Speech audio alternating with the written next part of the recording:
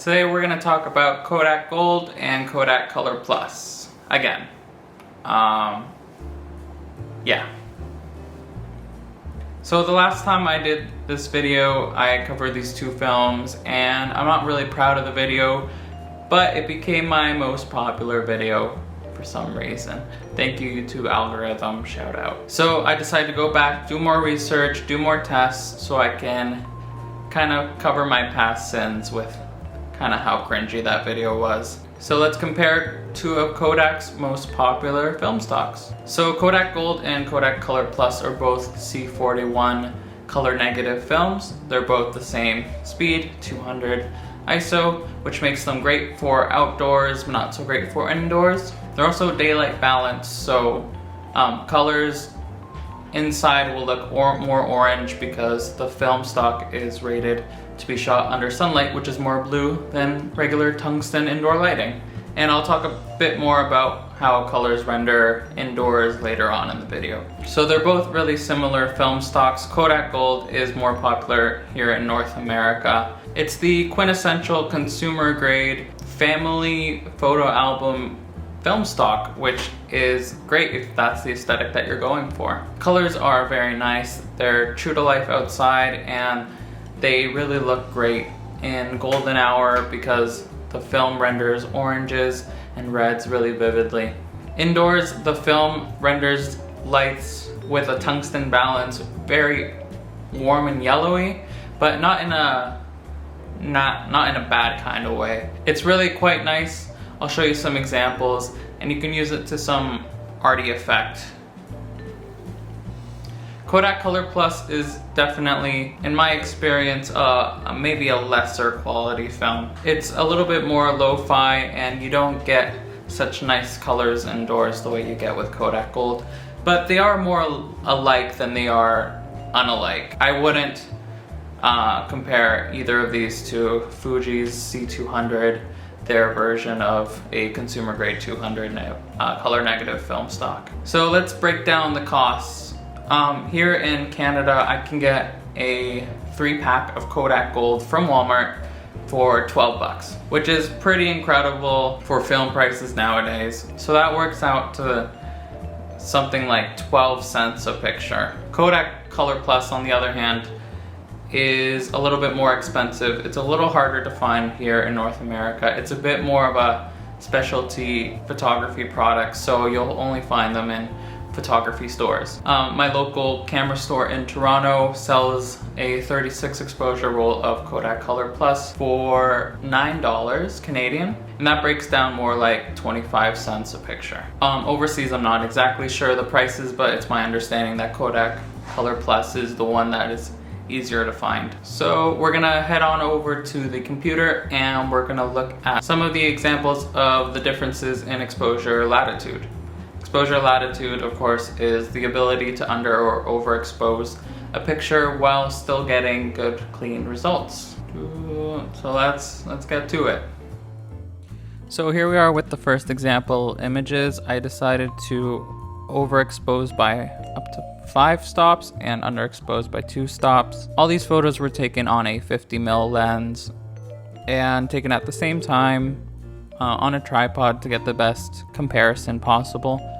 So here is Kodak Gold at the regular exposure. You can see here it's a pretty high contrast situation, but you still get a lot of detail in the branches and still some detail here in the clouds, which is nice. Colors look nice and warm. There is a bit of a blue undertone in the shadows, but that's okay with me. Here's our first step, overexposed. You can see some of the shadows come to life a bit more. The colors still look okay, but you're starting to get a bit more of a color cast. And you can see by 2 stops, there's already a pretty large color cast.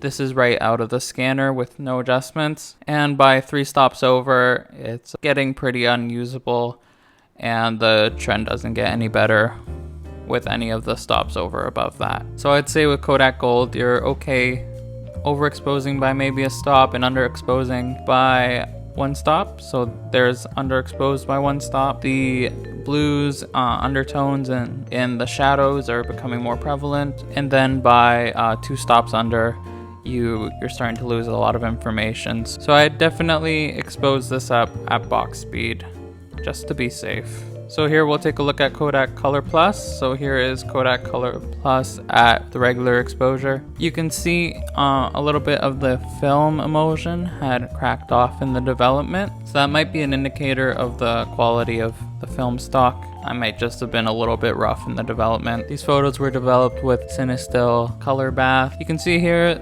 it has a lot of the same color characteristics, like the blue and the shadows, and the oranges and the yellows and the trees look pretty similar to me. Here's one stop over. At one stop to my eye, it's already starting to look a bit more yellow like we saw in the Kodak Gold. And here's 2 stops over, 3 stops over, and 4 stops over.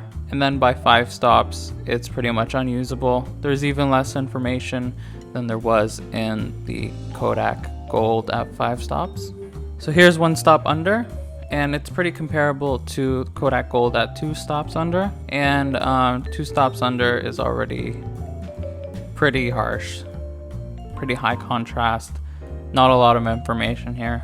So Kodak Colorplus has an even smaller latitude than Kodak Gold. That might be something that you want to consider while you're shooting and making your choices about what to put in your camera.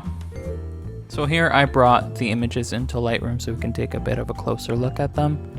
On the left we have Kodak Colorplus, and on the right we have Kodak Gold. I have adjusted the images white balance to get them as close as possible.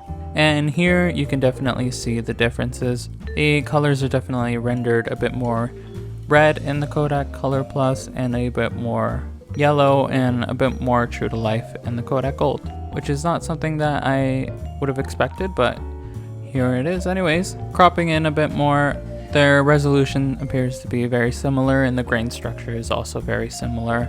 Kodak Gold might have a touch less grain. I'm just kind of splitting hairs at that point. So let's head back to the main camera and I'll say my concluding thoughts about that. Okay, so we're back. You saw the results of the exposure test, and I'm going to go over some conclusionary statements about what I think about these 2 films. You can see they're pretty similar. One isn't a higher quality than another. I think Kodak Gold does have that upper hand with latitude and also price. So Kodak raised their price across the board just in this past year.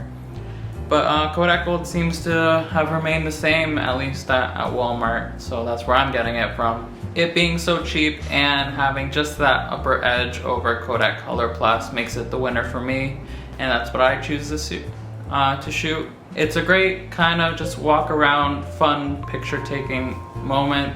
Don't feel like you have to spend $20 on Portra, $400 to have a good time with film photography, and just have fun shooting. Saying that, I would take either of these films over Fuji's C200. Ooh, I know. People do love that film dearly, but I'm not a big fan of the green and the shadows and all those other things that come along with Fuji film. So drop a comment down below and let me know what you think about these 2 film stocks and other 200 speed films, and maybe some other film stocks you'd like to see me talk about or compare in a following video. Thanks for watching, and I think that's about it.